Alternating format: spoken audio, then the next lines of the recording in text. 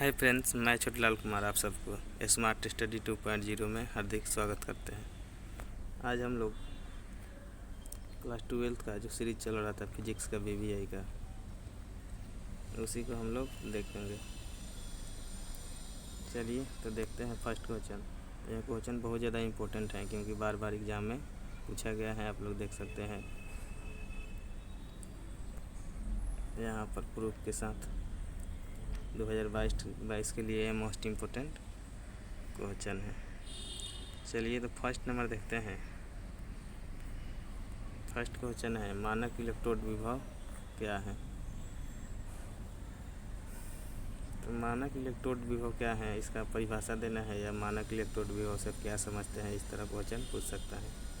तो इसके उत्तर के रूप में आप लिख सकते हैं कि एक अधर सेल में 298 केल्विन ताप पर, ये ताप जो होता है 298 केल्विन जो होता है ताप का ऐसा ही मात्रक होता है। ताप को जब भी मापा जाएगा तो केल्विन में मापा जाता है। मानक इलेक्ट्रोड विभव को लिख सकते हैं कि एक अधर सेल में 298 केल्विन ताप पर एक मूल सांद्रता के धातु आयन विलयन का इलेक्ट्रोड विभव कहलाता है। दूसरा क्वेश्चन है, यह भी 2019, 15 और 13 में पूछा गया है। फैराडे के विद्युत विक्षेपण के नियम को लिखें। ये तो फैराडे था,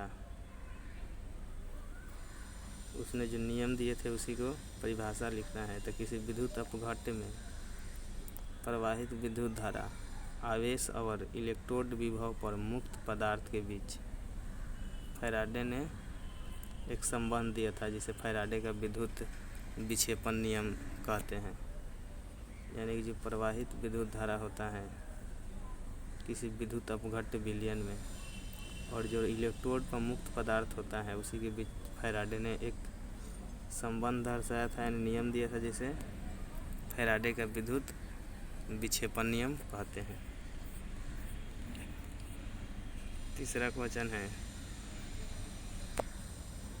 विद्युत रासायनिक तुल्यांक क्या है। यह भी 14/2012 में पूछा गया है।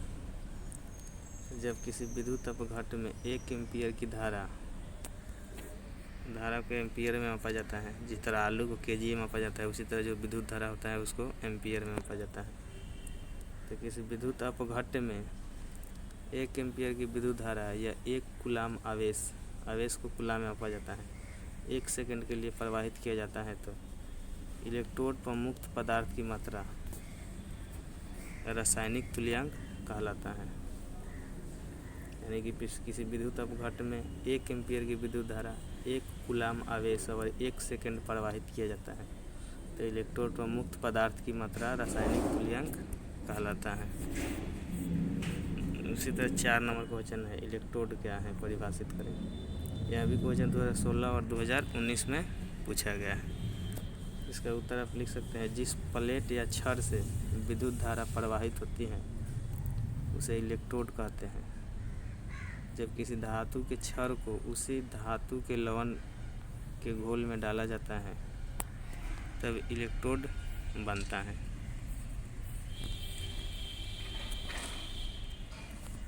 पाँच नंबर है, विशिष्ट चालकता, समतुल्यांक चालकता को परिभाषित करें। यह भी 2018-2013 में क्वेश्चन पूछा गया है और 2011 है। तो विशिष्ट चालकता या समतुल्यांक चालकता को परिभाषित करें। पहले हम लोग विशिष्ट चालकता देखते हैं। किसी विद्युत अपघट्य की 1 घन सेंटीमीटर विलयन की चालकता को विशिष्ट चालकता कहते हैं। इसे K से सूचित किया जाता है। आगे है तुल्यांकी चालकता, किसी घोल के उस आयन की चालकता जिसमें 1 ग्राम तुल्यांक इलेक्ट्रोलाइट घुला है, उसे क्या कहते हैं, तुल्यांकी चालकता कहते हैं। आगे है हाफमैन ब्रोमाइड प्रतिक्रिया क्या है। यह भी 2018, 2009 और 2016 में पूछा गया है। हाफमैन ब्रोमाइड अभिक्रिया, तो जब एमाइड को ब्रोमीन एवं जलीय या alcohol NOH, sodium hydroxide KOH, potassium hydroxide के साथ प्रतिक्रिया कराई जाती है तो प्राइमरी एमीन प्राप्त होता है। इस प्रतिक्रिया को ब्रोमाइड अभिक्रिया कहा जाता है।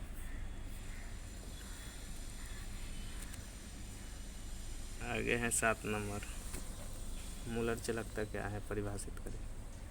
तो 1 सेंटीमीटर की दूरी पर 2 समानांतर इलेक्ट्रोड में रखे 1 मोल विद्युत अपघट्ट वाले घोल के चालकता को मूलर चालकता कहते हैं। इसे लेम्डा से सूचित किया जाता है। इस तरह इसी को मूलर चालकता कहते हैं। आगे 8 नंबर क्वेश्चन है, निम्नलिखित की परिभाषा अभिक्रिया की कोटि और थ्रेशोल्ड ऊर्जा को परिभाषित करें। हम लोग पहले अभिक्रिया की कोटि देखते हैं। किसी रासायनिक प्रतिक्रिया में उपस्थित परमाणुओं एवं अनुभव का मूल्य जिस पर प्रतिक्रिया की गति निर्भर करती है, प्रतिक्रिया की प्रॉपर्टी कहलाता है।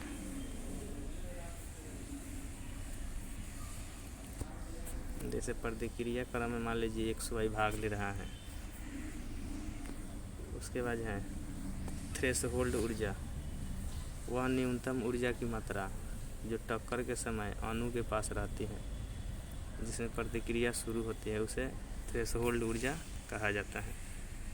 तो चलिए, आज इस वीडियो में इतना ही क्वेश्चन इंक्लूड किया गया है। वीडियो अच्छा लगे तो लाइक करिए, शेयर करिए। पहली बार इस चैनल पर आए तो सब्सक्राइब कर लीजिए, क्योंकि बिहार बोर्ड से रिलेटेड प्रत्येक प्रकार की सब्जेक्ट की तैयारी यहाँ कराई जाती है। चलिए, वीडियो देखने के लिए बहुत बहुत धन्यवाद।